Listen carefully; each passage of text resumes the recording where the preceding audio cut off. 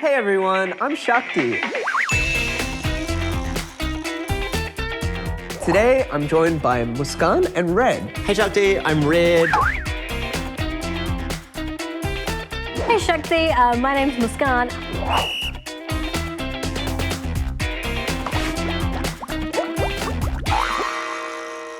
I've got a fortune teller in front of me. I was hoping you guys would play with me. I'm terrified. You're terrified? Yeah. I don't know, I'm excited because that was my childhood. Like, Do you guys know how they work? yeah. I lack the fine motor skills. No, I'll do it for you. Yeah, it's great. Okay, Collab. Okay. Let's do this. which one? Which color? I'll go with blue. Blue? Yeah. Okay. B-L-U. E. E! Holy crap! What? Hey man, I don't study English, or I got Is that a 7? 7? Yeah. Okay, let me see what's on 7. Please be a good question. How has your relationship with your disability changed over time? Now we're talking. Yes! Okay. When I was a little child growing up at school having problems, because I was defined by my disability, I viewed everything just negative. It's just like because I have one side of my body that doesn't work properly, Yeah. I can't do anything. Yeah. Which is like really negative to think about when you're actually trying to get on with your life and do things.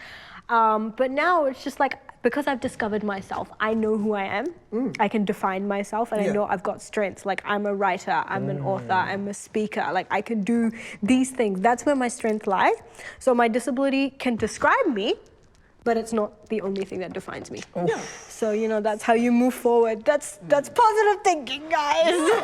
If I could snap my fingers right now, I'd be snapping my fingers. Like, Oh, thank you. describe but not define. Yeah, I like describe but not define. Yeah. Yeah. Do you have anything to add to that, Red?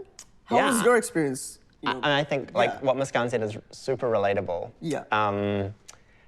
I also feel like growing up, often we're the only person we know with a disability, and so we kind of have to like figure things out from scratch. Ourselves. You know, we have to figure out our history, we have to figure out how to be in the world, we have to figure out how to negotiate things. Yeah. And I think what that does, because we don't see anybody else around us, but also we don't see anybody in the media with a disability, we feel like we really have to like those tropes of like overcoming our disability or like rising above it. But I think as kids, we're taught that we've got to like pretend it doesn't exist, be as normal as possible. Do you think that like expectation of like having to prove yourself is coming from like one source, or is it just coming from like everywhere? Yeah, I mean, I don't think people like say it like, hey, Red, Yeah. you gotta have to prove yourself. I just think it's like implicit, you know, like to be taken like seriously, to succeed on par with our peers, we have to, you know, like almost pretend like our disability doesn't exist. And I think when you try and pretend like a core part of who you are doesn't exist, It hurts. It can come out in some uncomfortable ways. Yeah, absolutely. Yeah, I feel like when I was a kid as well, I was very like, oh, I'm this disabled kid who can like do all these things. Look at me, I can do all these sports, and I'm gonna be the first person to do this and that, and I'm like this amazing individual. And growing up and understanding that, hey, you're just some guy. Like you're just a dude like everyone else, which is fine. You're allowed to be. Find your successes in something else. Like like actually prove yourself. Everybody work hard has for something that they can do, basically. Yeah. I feel like that's definitely part of all of our journeys as well. In terms of growing up with disability, we're told we are special, we are unique. We're like, oh my God, you've got a disability, you've got a friend. Yeah. Big claps for you. Oh my God, you've got a disability and you're doing like a sport. You're amazing. And I think we begin to believe that hype of like specialness. Yeah, absolutely. I think Inside your head. It's like need ingrained. that need for like external validation. How do you kind of I think like is deal really- with that? Because I think it comes from a good place, right? Like no one's like saying that stuff to like screw you up. They're trying to encourage people you. are saying those things to like encourage you and make you feel, Totally. which sucks, right? Because it's like it's well intentioned. It's Yeah, really well intentioned. I don't absolutely. think anyone means any harm. How would you tell someone, like as someone maybe who's dealt with it, like if someone I told think you something like that now, as all someone who's- three of us sitting at this table have fairly healthy egos, right? And I think that's a good thing. Like, I think that helps with resilience. I think it helps with like managing out there in the real world. Yeah. I think what I've begun to realize is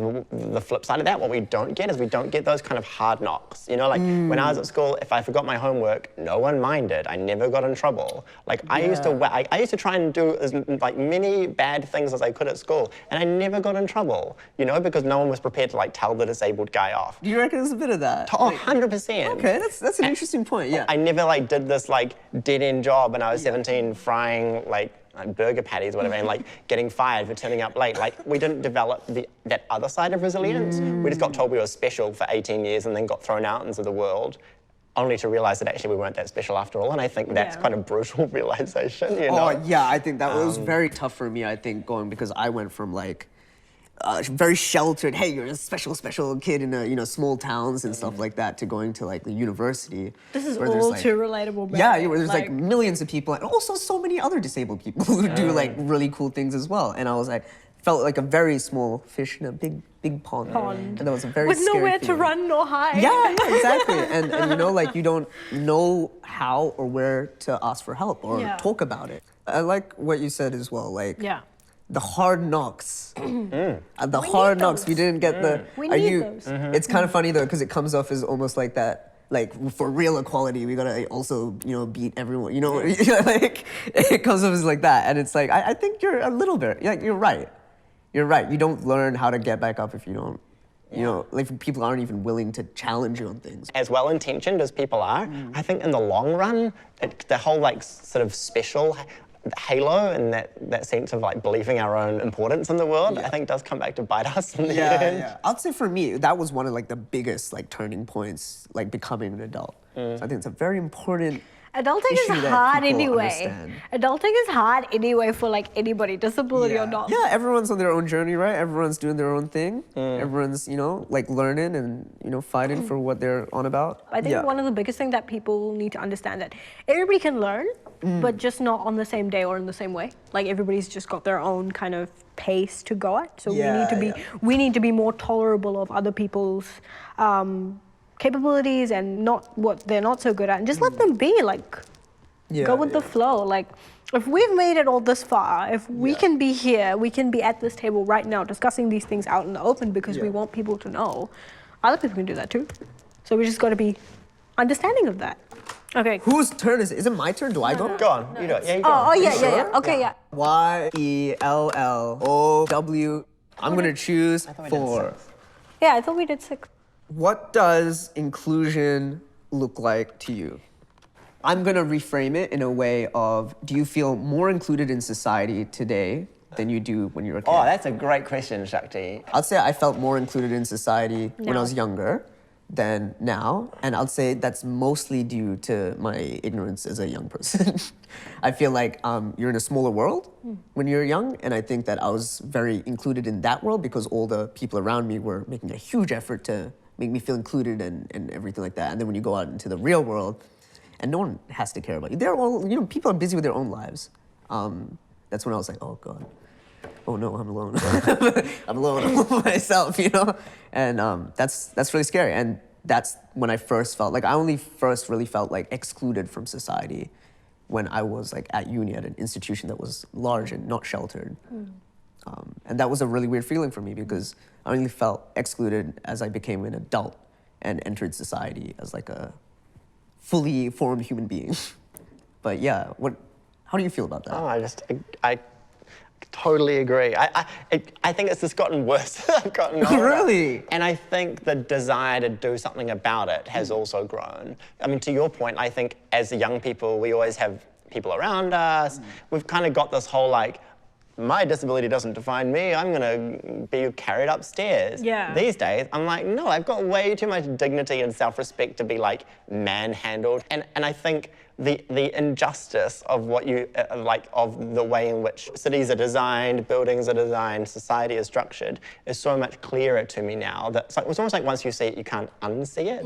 Once you see how deliberately sidelined disabled people are in society, like literally by design, it's very hard to go back to a place where we can be like, the only disability is a bad attitude. I won't let anything stop me. Do you know what I mean? So I think there's pros and cons. Like, absolutely, it's more challenging being in an environment that appears like every day to kind of want you to not participate. But on the other, it provides you an opportunity to actually do something about it rather than live in this like blissful la-la land where if you've got the right attitude, anything's possible because, plot twist, it's not. Yeah, absolutely. I definitely agree with. For me, I actually think it's the other way around because as a child, I was physically, mentally, spiritually, psychologically completely sidelined. My childhood, I think, was the worst part, growing up as a young child in school with a disability, because I had to work harder to explain myself to people, right? And because of that, my social skills were impacted. I couldn't make any friends. I was just kind of like that, you know, like what's that? Wallflower, is that the term? Like this, the one that just kind of sits there, and yeah, I was that. So I was completely alienated because I didn't know how the heck to make friends. If you sit down with yourself and you know yourself and you know where your boundaries are, if you know where your limits are, if you know what your strengths are, and you work on them, you can transform yourself into a better person. Doesn't matter if you have a disability or not. It's about just getting out there and doing it. What this discussion's like really brought to the fore for me, which I think is so important and something I'm only just recently realizing, is the real spectrum of voices within disability. Right? Yeah, right. Like we sort of tend to think of disability, as like a single experience. Yeah, fully. But I mean, you know, your experience is obviously really different to mine, but I think there's a real richness in that, and there's greater understanding. And man, I'm in my 30s. I've hung out with more disabled people in my 30s than I have for my entire life, and it's so good. Like it's Why so do you think good. that is red? Why do I think it's so good? No, why do you think you've hung out with more disabled people in your 30s than... How long have you got? No. I want to know. You're vibing with them more. Because, like, what changed in your, you know, as you grew up? What changed as you grew up to, what was your attitude when you were... I think this can be summed up in 2 words, which are internalized ableism. Oh, God. Right? God. Can I get a hell yeah? No, like, I think... Growing up, we were taught that to be disabled is a bad thing, right? Which is not. Right, so we were often the only person that we knew with a disability. We were often the only person other people knew with a disability. And they were like, you know, they were always telling, you know, trying to make things as normal as possible. You were sort of incentivized to minimize your disability. And you were generally taught that disability was a negative experience because you didn't see it in film, you didn't see it in TV shows, you didn't see it on the internet in 1998, you know, you don't see it really on the internet in 2019 I'm just realizing, the time you grew up in is very, very different from when... Mate, there were dinosaurs. The dinosaurs are still around. Yeah, it was a crazy time. It was a crazy time. There weren't many disabled dinosaurs, you know, it was a tough world for representation. What would you like to see change in the next 10 years? So I hopefully want to see myself graduate. I want to see myself in a full-time job. And I want to see myself I think just getting out there more and being more comfortable being myself. I want to get over that kind of restricting attitude because, like I said, it stops me from uncovering my full potential and actually doing the things that I actually can do, but then I'm holding myself back so I don't do it. What about you, Red? Yeah, Red now. Well, I've got 2 little boys. They're 4 years old and 2 years old, and so they will be a big part of the next 10 years, wherever that takes me. But I think personally my challenge will be, and this will sound a wee bit like counterintuitive, but it's actually to do less. Like it's just, you know, we've talked a lot about this kind of need to feel like we are a big deal in the disability world, you know, we're like doing amazing things and look how special we are. It's that whole childhood bullshit. But it's embarrassing when you're 32. It's like, guys, look at my new thing. Validate me. Like, that's tragic, you know? So what I'm trying to do now is actually just do less and be okay with doing your bit and not feeling like you have to solve all the world's problems. But equally, I want to just like hang out with more disabled people and live a more authentic disabled life and not feel like I've got to constantly be as normal as possible. What do you guys hope for the future of young disabled kids in New Zealand? I hope they all get told off for not doing their homework. I hope they're all hired in minimum wage jobs and then get fired for turning up late so they can develop some resilience. That no one tells them they're special and no one asks them what's wrong with them. That's brutal, but it's necessary. Keep going. No, but I think, I mean, in all seriousness, I think what I'd really like to see are disabled people's organisations, so like organisations that are set up to empower and support disabled people. I want them to be run by disabled people, because currently absolutely. They're not, you know, and I think if we looked at like organisations that are set up to empower women, they are not run by men. You know, queer organisations are generally not run by straight people. And so why we exist in this time where disability-related organizations are run by well-intentioned, but still people that don't have that lived experience of disability. I think I'd really like to see that change. I think that we live in a really lucky time. I think technology is always getting better, and that tends to make life a little bit more accessible for a lot of people with different abilities. And hopefully stuff like that will empower those disabled people to get into positions of more leadership. And we see that representation. I'd love to see that. That'd be really cool.